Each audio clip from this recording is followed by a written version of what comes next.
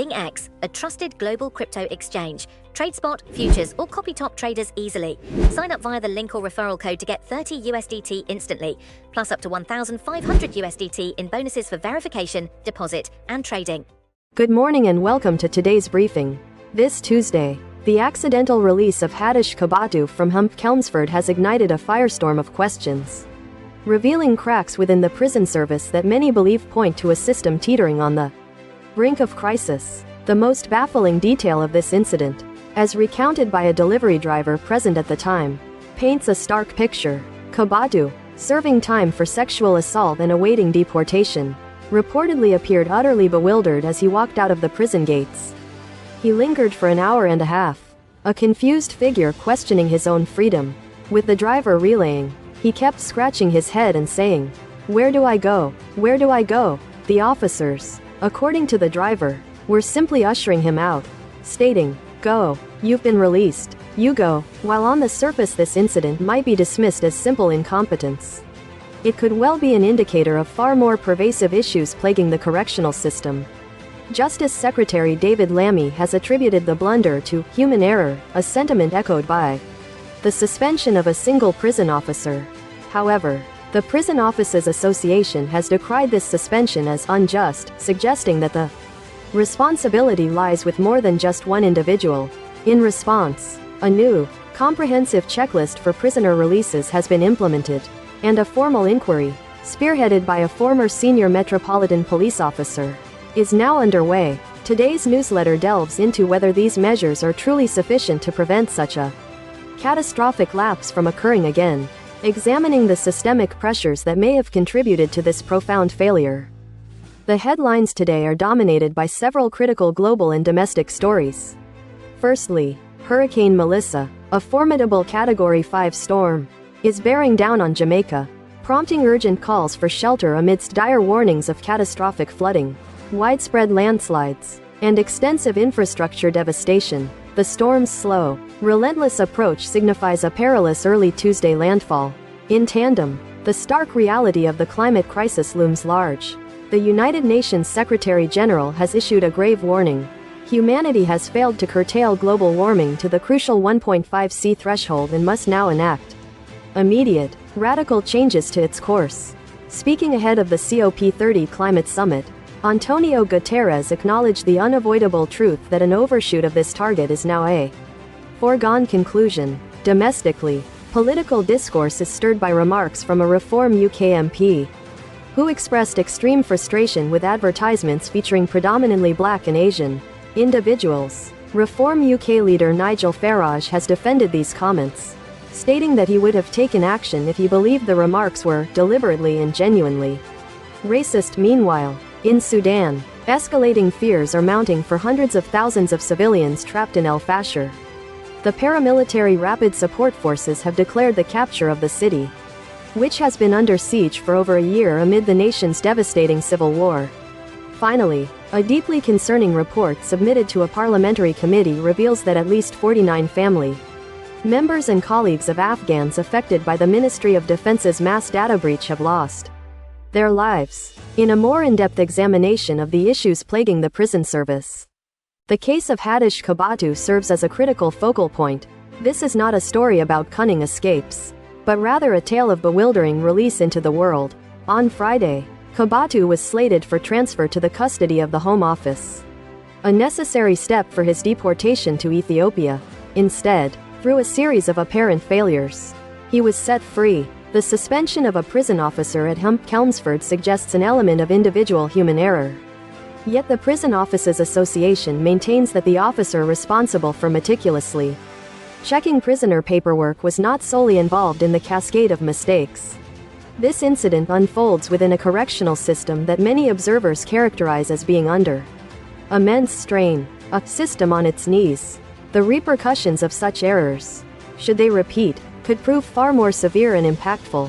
Kasia Roland, a criminal justice researcher at the Institute for Government, articulates a chilling sentiment. There's just a sense that everything is breaking.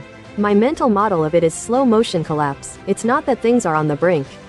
It's that they're failing more and more seriously, in more and less visible ways. The exact sequence of events leading to Kabatu's accidental release remains a subject of scrutiny.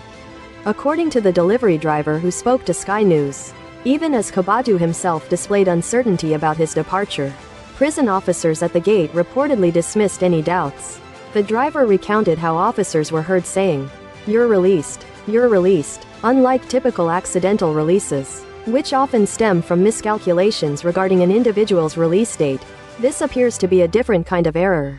Roland suggests. It appears the error was that he was incorrectly flagged for release rather than deportation.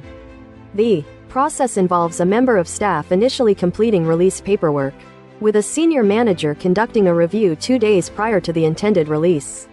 However, the apparent confusion at the prison gates suggests a more fundamental breakdown in communication and oversight. Roland elaborates. Something has clearly gone wrong in that situation. The fact that nobody felt able to say, "Hang on a minute," they can't have thought they were setting him up for a successful release if they were shooing him away from the prison gates. The question then arises, is this a singular instance of human error? Or is it a symptom of a more deeply embedded systemic problem? While one officer may bear a significant portion of the responsibility, it is difficult to overlook the broader context of the system in which this error occurred. Astonishingly, 262 individuals were mistakenly released from prison in the 2024-25 period alone. A figure that represents more than double the number from the previous year and over 4 times the number from a decade prior. A senior prison staffer, speaking anonymously to the BBC, directly linked these occurrences to a series of mistakes, probably because staff are overworked and in short supply, asserting, "It's not just one prison officer who's to blame. That would be unfair." Hump Chelmsford, the site of this latest incident, has a troubled recent history. A highly critical inspection in 2020 led to a situation where officers effectively withdrew from a prison deemed unsafe and violent. A subsequent report the following year indicated little improvement, while a more recent inspection noted some advancements. It also highlighted an increasing rate of churn within the prison, with officers managing a greater volume of admissions, transfers, and immediate releases without a commensurate increase in resources.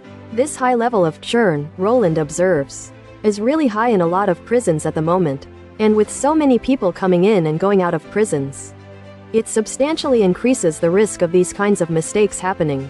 Compounding these pressures is the significant loss of experienced staff within the prison service. While the leaving rate for operational staff stood at 4% in 2009-10 and 7.5% a decade ago, it has now escalated to a concerning 12.5%. Roland further points out, you have the leaving rate among more senior staff doubling since 2010 as well, so you don't have the mentorship for junior staff to learn by example. That makes them more likely to leave in turn.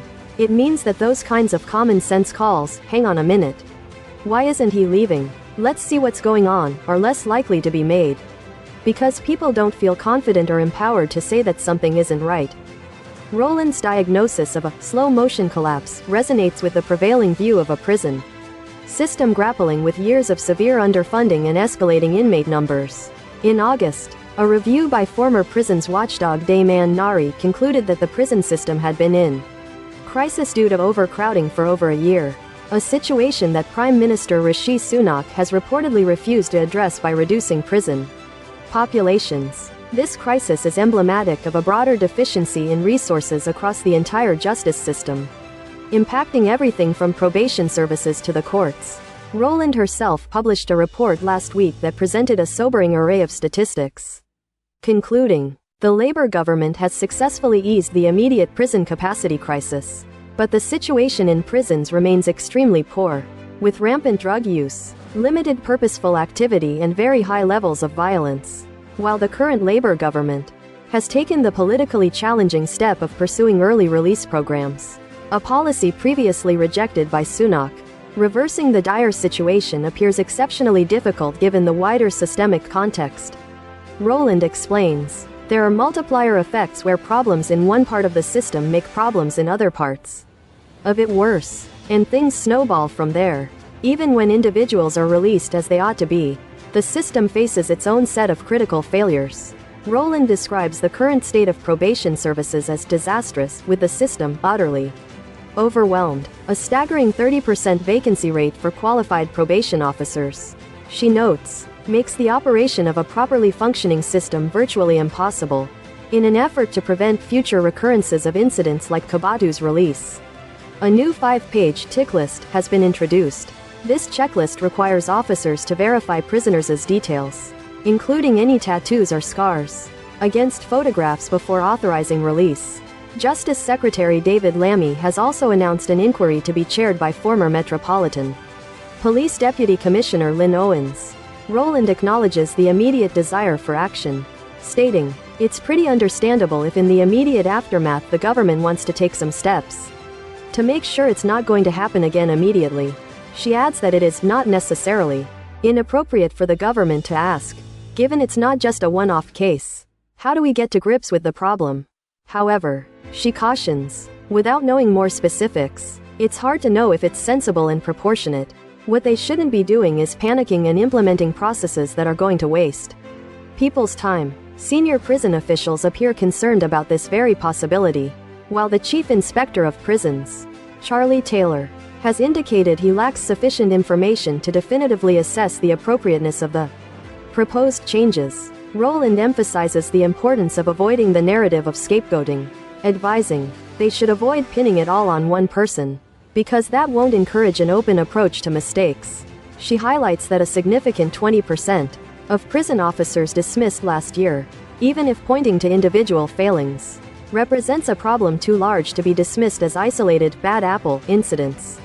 If this is the 10th time someone's been really careless, that's one thing, but there is a real problem with getting the right people in the right roles and performance, Rowland asserts, underscoring the need to address the fundamental process of personnel selection and management. Beyond the immediate headlines, a compelling piece explores the growing trend of facelifts among women in their 20s and 30s, driven by factors such as cut-price medical tourism and a phenomenon dubbed filler fatigue. In the Netherlands, ahead of upcoming elections, an analysis examines the normalization of the far right, with the success of Geert Wilders overshadowing concerns about his ideology in favor of his perceived immature and irresponsible behavior, ruling out future alliances not on constitutional grounds but on the basis of his conduct.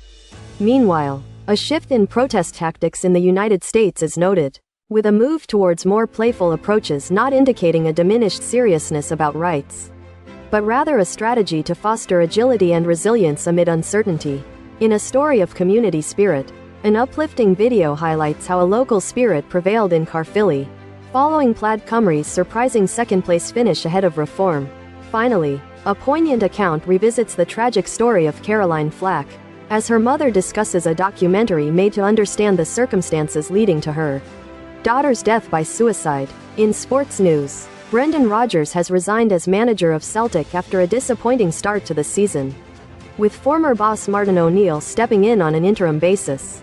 Rodgers' departure was accompanied by sharp criticism from major shareholder Dermot Desmond, who lambasted his self-serving behavior. In rugby, George Ford is expected to start at fly half for England's autumn international opener against Australia, replacing Finn Smith. In football, Sheffield Wednesday faces the prospect of further points deductions for breaching English Football League regulations, though administrators remain optimistic about securing credible bidders. Turning to the front pages, The Guardian reports that ministers have been warned against scapegoating prison staff over the sex offender case. The Times focuses on Channel arrivals, stating that small boat migrants will be housed in barracks. The Financial Times highlights a £20 billion blow to Reeves' budget sums due to a steeper productivity downgrade, a sentiment echoed by the I-Paper, which signals that bigger tax hikes and spending cuts are imminent. The Mail expresses concern for average homeowners, reporting that the threat of a mansion tax could trigger housing market chaos, with levies on homes over £2 million not being ruled out. The Mirror's top story concerns Michelle Mone and a Florida flat, describing it as a £10 million slap in the face. The Express investigates claims that a grooming gang probe was rigged from the start.